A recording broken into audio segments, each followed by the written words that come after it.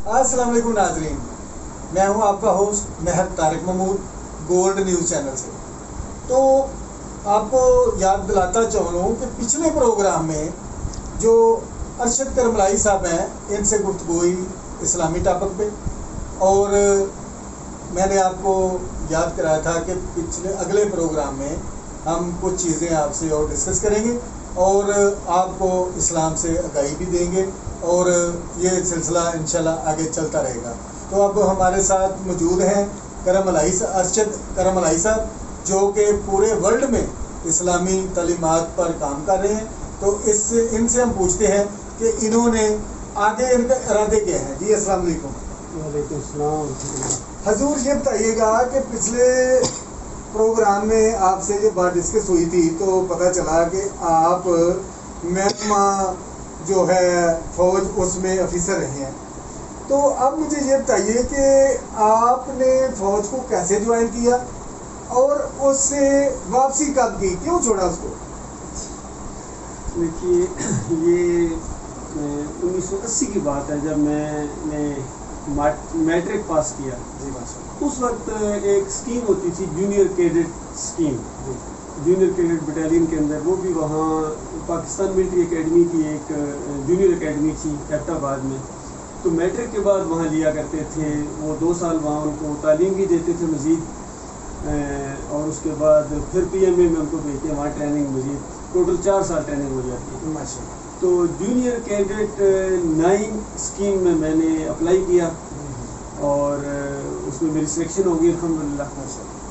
फिर 2 साल मैंने जूनियर एकेडमी में और फिर 2 साल पाकिस्तान मिलिट्री एकेडमी में 70th PMA लॉन्ग कोर्स के साथ मैंने ट्रेनिंग की। और 1984 में मैंने कमीशन लिया पाकिस्तान आर्मी में, और 7th पंजाब रेजिमेंट मैंने उस वक्त ज्वाइन की, लाहौर में थी माशाल्लाह, इसी शहर में। तो इस तरह मैंने फौज को ज्वाइन किया और माशाल्लाह फिर उसके बाद कोर्सेज होते हैं, बेसिक कोर्सेज होते हैं जो ऑफिसर्स के। ऑफिसर्स वेपन कोर्स होता है एक, और कंपनी वेपन कोर्स होता है। अल्हम्दुलिल्लाह मैंने बहुत ही अच्छे उसमें दिलचस्पी के साथ, बहुत ही शौक़ के साथ वो मामला कोर्सेज किए। और आपको बताऊं कि जिस तरह कंपनी हैवी वेपन कोर्स होता है, उसमें 300 ऑफिसर्स का कोर्स था और उसमें सिर्फ 21 ऑफिसर्स के A ग्रेड थे। उन 21 में मैं शामिल था। और फिर इसी तरह CHW company heavy weapon officers weapon, उस कोर्स में भी 300 ऑफिसर्स में से 40 ऑफिसर्स के A ग्रेड था, तो मेरा उनमें भी शामिल था। मेरा सवाल अभी भी सर वही है कि आपने फौज को कैसे छोड़ा? अभी छोड़ने वाला मामला बाद में, पहले ज्वाइन करने और उसमें थोड़ा सा शमूलियत का मामला था। जी।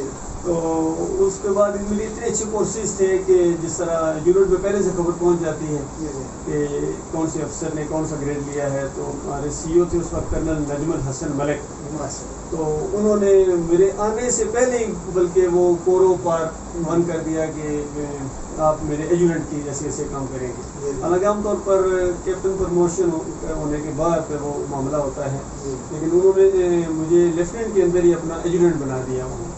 और फिर कंपनी क्वार्टर मास्टर बाद में मैंने किया, फिर कंपनी जो ऑफिसर होता है उसमें भी मैंने काम किया। तो इस तरीके से मेरी जो सर्विस तकरीबन 8.5 साल टोटल बनती थी वहीं। लेकिन उसके बाद एक ऐसा वाक़या पेश आया कि मैंने फ़ौज को नहीं छोड़ा है, बल्कि आप समझ लीजिए फ़ौज ने मुझे छोड़ दिया। तो कैसे? जी, वो इस तरीके से कि यानी जब मैंने कुरान को पढ़ा और सही हदीस को पढ़ा और पूरी तरह अपने इस सिस्टम को, यानी जो हमारा अभी फ़ौजी सिस्टम है, इसको अपने जो इस्लामी फ़ौजी सिस्टम उसके साथ थोड़ा कंपेयर करने की कोशिश की। क्योंकि जैसे हमें PMA में हमारे दिमागों के अंदर चीज़ डाली जाती थी, हमारे जो जितने जर्नैल गुजरे, मुस्लिम जर्नैल गुजरे, उनके नामों से कंपनियाँ होती थी, खालिद कंपनी, तारिक कंपनी, इस तरीके से कंपनियाँ होती थी। तो फिर यानी जब हमारी मिलिट्री लाइफ शुरू हुई, इसमें भी मुख्तलिफ जंगों के ऊपर तबसरे होते थे, ब्रीफिंग होती थी, 71 में क्या हुआ, 65 में क्या हुआ, ये सारी चीज़ें हमारे सामने थी। उसमें एक चीज़ जो बुनियादी मेरे जहन में आ गई वो ये थी कि जो मुसलमानों को शुरू में फतवात हुई हैं वो उस बुनियाद के ऊपर हुई हैं जिस बुनियाद के ऊपर उनको उठाया गया था। نبی صلی اللہ علیہ وسلم نے ان کو ایمان خالص کی بنیاد کے اوپر اٹھایا گیا، اور جب تک وہ ایمان خالص کے اوپر رہے، جس طرح ایک بہت بڑی جنگ کا واقعہ آتا ہے جنگ موتا، اور اس کے اندر جب دیکھا کہ جب مسلمان آگے گئے ہیں تو وہاں ان کی توقعات سے بہت زیادہ مخالفین تھے، تو ایک اختلاف رائے پیدا ہو گیا کہ اب کیا کیا جائے، جنگ لڑی جائے یا واپس جائیں یا مزید پیچھے سے کچھ اور فوج منگوائی جائے، کیا کیا جائے۔ تو اس میں عبداللہ بن رواحہ جو ایک شاعر رسول صلی اللہ علیہ وسلم، انہوں نے بڑی جذباتی تقریر کی، انہوں نے کہا مسلمانوں یہ کیا ہو گیا آپ کو، ہم کبھی تعداد کی وجہ سے جنگ نہیں جیتے، ہم تو اس بنیاد کے اوپر لڑتے ہیں جس پر ہم اٹھے تھے، جس جذبے اور ایمان کی وجہ سے اللہ کی مدد ہمارے ساتھ ہے۔ تو دیکھو دو باتوں میں سے ایک بات آپ کے ساتھ لازمی ہوگی، یا تو اللہ تعالیٰ آپ کو غلبہ عطا فرمائے گا اور یا آپ کو شہادت ملے گی، تو پیچھے کیوں ہٹ رہے ہو؟ تو اس کے بعد سب لوگوں نے کہا کہ عبداللہ بن رواحہ بالکل صحیح کہتے ہیں۔ تو یہ چیزیں میں دیکھ رہا تھا کہ پھر ہمارے ساتھ یہ معاملات کیوں نہیں ہیں، تو پھر یہی نتیجہ نکلا، اور پھر مجھے کچھ رہنمائی بھی ملی کہ دیکھو ایمان خالص کرنا نہ صرف دنیاوی لحاظ سے بڑا ضروری ہے کامیابی کے لیے، اللہ تعالیٰ فرماتا ہے وَأَنْتُمُ الْأَعْلَوْنَ إِن كُنتُم مُؤْمِنِينَ، کہ تم سربلند رہو گے اگر تم مومن بن جاؤ۔ تو ہم سمجھتے تھے ہم مومن بھی ہیں اور سر بلندی بھی اس انداز سے نہیں ہو رہی، ہمارا ایک بازو کاٹ دیا گیا مشرقی پاکستان، اور پھر کشمیر میں ہمارے ساتھ کیا ہو رہا ہے، پھر ہمارے اپنے اندر ایک ملک کے اندر افراتفری کی کیفیت ہے۔ اس کی وجہ یہ ہے کہ اللہ کا وعدہ سچا ہے، ہمارے اندر کچھ پرابلم ہے۔ تو یہ جب بات میں نے اپنے آفیسرز کے اندر کہی، اور خاص کر کمانڈنگ آفیسر کرنل نجم الحسن ملک صاحب کے سامنے یہ باتیں ہیں، تو اصل میں ان کو اس سے کچھ یعنی انہوں نے اس کو ایک ادا کا مسئلہ بنا لیا، کیونکہ وہ ایک خاص مخصوص قسم کے طبقے کے ساتھ ان کا وہ نظریات تھے، جس طرح ہماری شیعہ فیملی ہے۔ تو میری تو بنیاد ہی یہی تھی بھائی اللہ کے علاوہ کسی کو مدد کے لیے نہیں پکارنا ہے، ہمیں جنگوں کے اندر بھی ایک ہی نعرہ لگانا چاہیے، نعرہ تکبیر، اللہ اکبر، اور سارے مسلمان یہی لگاتے تھے۔ اور ہمیں کئی دفعہ اصل میں وہ ان کی وجہ سے ہماری یونٹ کے اندر بھی جو بیلٹ فائٹنگ وغیرہ کرائی جاتی تھی، یا اس میں وہ نعرہ حیدری اس طرح کا معاملہ، اس میں حتیٰ کہ مارننگ پی ٹی پریڈ کے اندر بھی وہ یہی نعرہ لگتا تھا۔ تو یہ نعرہ مجھے اس انداز سے کہ قرآن کے خلاف ہے، یہ صحابہ اکرام کے خلاف ہے، تو یہ وجہ ہے بنیادی ہماری کمزوری کی۔ اور اگر ہم کبھی جنگ جیت بھی گئے، میں تو بلکہ یہاں تک کہا کہ پوری دنیا کا بھی اگر آپ فتح کر لیں گے، لیکن اگر آپ کی ایمان کے اندر ذرا سا بھی شرک رہ گیا تو آپ جنت نہیں جا سکیں گے۔ پوری دنیا آپ کو شہید کہتی رہے گی لیکن اللہ کے ہمیں جنت نہ ملے۔ اس طرح کا ایک اختلاف رائے پیدا ہو گیا، اور پھر وہ چونکہ کافی کنٹیکٹ والے تھے، انہوں نے کافی ہائی لیول پر اپروچ کی، اور ایک دن مجھے زبردستی پکڑ کے وہ جناب ہاسپٹل لے گئے، اور وہاں انہوں نے علاج کرنا شروع کر دیا۔ یہ ہو گیا جی، تو اس وجہ سے کہ ہمارا معاملہ ہو گیا۔ باقی کوئی بات نہیں، یہ تو اللہ کا راستہ ہے، اور اس میں جیسے فوج میں تو جو بھی جاتا ہے ساری زندگی ریٹائر ہوتا ہی ہے، صحیح بات، یہ بات ہاں یہ تو بندہ محنت کرتا ہی رہے۔ اچھا مجھے یہ بتائیں گے اگر آپ کو دوبارہ بلا لیا جاتا ہے تو آپ کیا کرنا چاہیں گے وہاں جا؟ نہیں دیکھیے، میں تو جب سے میں فوج سے یعنی وہ میری ڈیوٹی وغیرہ ختم کر دی گئی تو میں برابر اپنی اپلیکیشن دیتا رہا ہوں۔ یقین کیجئے یعنی کوئی ایک بھی چیف آرمی چیف نہیں ایسے گزرے ہوں گے جن کو میں نے اپنی اپلیکیشن نہ دی ہو کہ میرے ساتھ یہ زیادتی ہوئی ہے، ظلم ہوا ہے اور مجھے دوبارہ بحال کیا جائے۔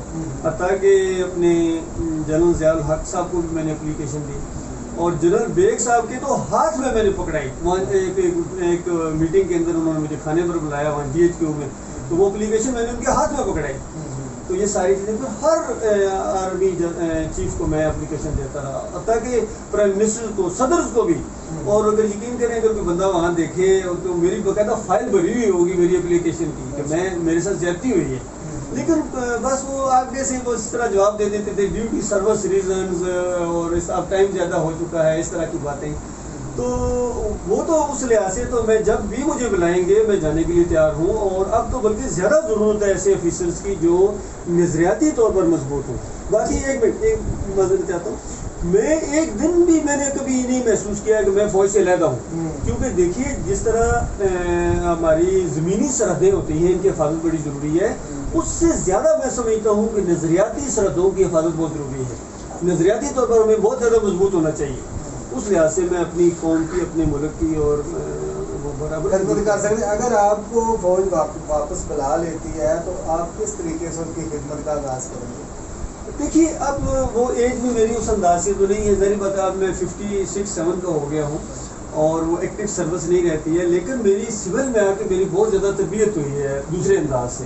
جس طرح میں نے ایم اے ایجوکیشن کیا ہے، اسلامک ہسٹری میں نے ماسٹر ڈگری کی ہے، میرے زیادہ معلومات ہوئی ہے، میرا تجربہ وسیع ہوا ہے، میں پبلک میں آیا ہوں، عوام میں آیا ہوں، اور پبلک اور یعنی عوام کا اور فوج کا آپس میں ایک بہت بڑا رشتہ ہے. جب تک یہ آپس میں ایک نہیں ہوں آگے کامیابی بڑی مشکل ہوتی ہے. تو اب مجھے اللہ تعالیٰ نے بولنے کی بھی صلاحیت دی ہے. میں جتنی پاکستان ملٹری اکیڈمی ہے وہاں میں لیکچر دے سکتا ہوں، جو نئے آفیسرز تیار ہو رہے ہوتے ہیں میں ان کی میں نظریاتی ان کی تربیت کر سکتا ہوں، تاکہ انفینٹری اسکول کوئٹہ جو بھی جتنے بھی بڑے بڑے جرنیلوں کو لیکچر دے سکتا ہوں الحمدللہ دینی ایمان کے اوپر، ان کو موٹیویٹ کر سکتا ہوں، ان کے عقائد کے اندر جو خرابیاں ہیں میں ان کو دور کرنے کے لیے پوری طرح قرآن اور حدیث کی بنیاد کے اوپر میں ان کی رہنمائی کر سکتا ہوں. اس انداز. ارشد صاحب اب مجھے یہ بتائیے گا کہ آخری سوال ہے کہ اگر سول حکومتیں اکثر جو ہے وہ گلا کرتی ہیں کہ محکمہ فوج جو ہے وہ ہمارے انتظامی امور میں مداخلت کر رہے ہیں، تو آپ اس کو کس طرح دیکھتے ہیں؟ یہ کیسا سچ ہے؟ دیکھیے سول حکومتیں اس طرح کا معاملہ کرتی رہتی ہیں، لیکن میں چونکہ سول میں بھی آ کے سویلینز کو بھی جانتا ہوں اور فوج بھی میں رہا ہوں.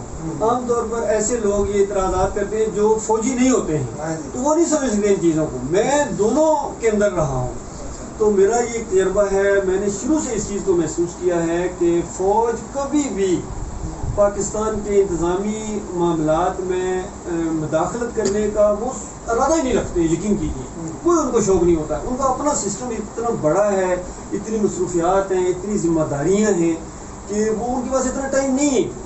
جب کبھی بھی ہوا ہے یقین کیجیے، چاہے وہ جنرل ایوب ہوں، اس کے بعد جنرل ضیاء الحق ہوں، یا بعد میں یہ جنرل مشرف کا معاملہ آپ کے سامنے ہے، یقین کیجیے یہ انتہائی مجبوری کی حالت میں آتے ہیں.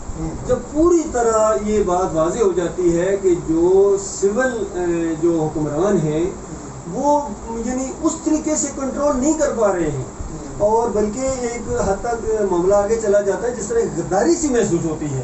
جیسا پاکستان کی بجائے وہ اپنی ذات سے زیادہ محبت کرتے ہیں، ان کو یعنی اپنی ذات بنانا، اپنا مال اکٹھا کرنا، یہ کرنا، اپنے مفادات کو وہ زیادہ ترجیح دیتے ہیں پاکستان کے اوپر.